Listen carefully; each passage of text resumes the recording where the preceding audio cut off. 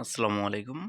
তৃতীয় শ্রেণী বিজ্ঞান চতুর্থ অধ্যায় আ পদার্থ পৃষ্ঠা ৫৭ এবং ৫৮ সকল প্রশ্ন উত্তর নতুন বই ২০২৬ অনুসারে প্রাথমিক বিজ্ঞানের পদার্থ চতুর্থ অধ্যায়ের অনুশীলনী দেওয়া আছে। নিচে প্রতিটি প্রশ্নের উত্তর গুছিয়ে দেওয়া হলো। ১ নম্বর তোমাদের এখানে যে কাজটি রয়েছে যে ১ নম্বরে হচ্ছে সঠিক উত্তরে টিক চিহ্ন দাও। যেখানে বলা হচ্ছে কোনটি তরল পদার্থের বৈশিষ্ট্য নয় সেটা হচ্ছে নির্দিষ্ট আকার আছে সেটা। ২ নম্বর হচ্ছে পদার্থের অবস্থা কয়টি? পদার্থের অবস্থা হচ্ছে ৩টি। ৩ নম্বর হচ্ছে পানি ও বায়ুর কোন বৈশিষ্ট্যের মিল আছে? পানি ও বৈশিষ্ট্যের নির্দিষ্ট ওজন আছে সেটির মিল আছে। এরপর ২ নম্বর রয়েছে শূন্যস্থান পূরণ। শূন্যস্থান পূরণগুলো যদি দেখা যায় যে ক নম্বর হচ্ছে অর্ধেক পানিসহ একটি গ্লাসে ১ টুকরা পাথর ফেলে গ্লাসে পানির উচ্চতা ড্যাশ তাহলে এখানে বাড়বে। খ নম্বর হচ্ছে রাবারের নির্দিষ্ট আকার আছে কারণ এটি ড্যাশ পদার্থ তাহলে এখানে হবে কঠিন পদার্থ। গ নম্বর হচ্ছে প্রকৃতিতে পানি ড্যাশ অবস্থায় থাকে সেটা হচ্ছে ৩ অবস্থাতেই থাকে। যেমন গ নম্বরে হচ্ছে লৌহ জাতীয় পদার্থ এক ধরনের ড্যাশ পদার্থ তাহলে এটা হবে চুম্বক পদার্থ। ৩ নম্বর হচ্ছে বাম পাশের শব্দের সাথে ডান পাশের শব্দের মিল করো।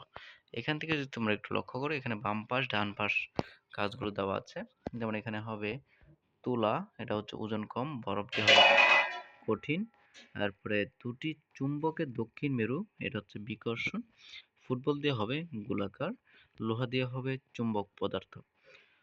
এটার সাথে বাম পাশের সাথে ডান পাশ এভাবে করে মিল করতে হবে। ৪ নম্বর তোমাদের যে কাজগুলো রয়েছে যে একটা হচ্ছে সংক্ষিপ্ত প্রশ্ন উত্তরগুলো।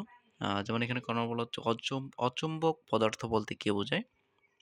যে সকল পদার্থ চুম্বক দ্বারা আকৃষ্ট হয় না বা যাদের চুম্বকে পরিণত করা যায় না তাদেরকে অচুম্বক পদার্থ বলে। যেমন কি কাঠ, প্লাস্টিক, কাগজ ইত্যাদি। খ নম্বর হচ্ছে একটি দণ্ডচুম্বক কখন অপর একটি দণ্ডচুম্বককে আকর্ষণ করে?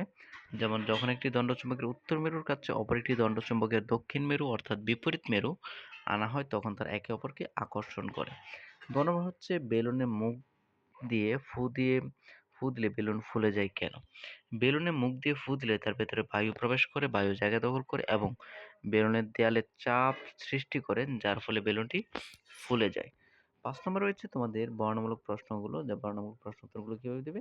ক নম্বর প্রশ্ন হচ্ছে দৈনন্দিন জীবনে ব্যবহার করি এরূপ ৩টি বস্তুর নাম এবং তাদের দায়িত্বশীল ব্যবহারগুলো লিখে উত্তরটা হচ্ছে যে দৈনন্দিন জীবনে আমরা অনেক বস্তু ব্যবহার করি। নিচে ৩টি বস্তুর নাম এবং তাদের দায়িত্বশীল ব্যবহার দেওয়া হলো। ১ নম্বর হচ্ছে পানি। হাত ধোয়া এবং গোসলের সময় অপচয় না করে প্রয়োজন মতো পানি ব্যবহার করব এবং কাজ শেষে কল ভালোভাবে বন্ধ রাখবো। ২ নম্বর হচ্ছে কাগজ, যে খাতার পাতায় অযথা না লিখে বা ছিঁড়ে নষ্ট করব না, কারণ কাগজ তৈরিতে গাছ কাটা হয়। তারপর হচ্ছে ৩ নম্বর হচ্ছে বিদ্যুৎ, যে বাতি, পাখা, যেমন ঘর থেকে বের হওয়ার সময় বা প্রয়োজন না থাকলে বাতি এবং পাখার সুইচ বন্ধ রাখবো। এ হচ্ছে ৩টি এবং সেগুলোর বৈশিষ্ট্যগুলো।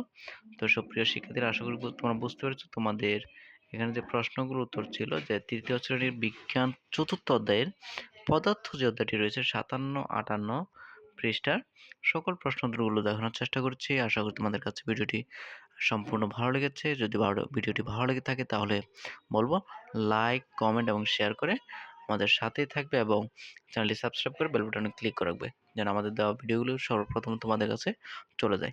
থ্যাংক ইউ সো মাচ পুরো ভিডিওটি দেখার জন্য।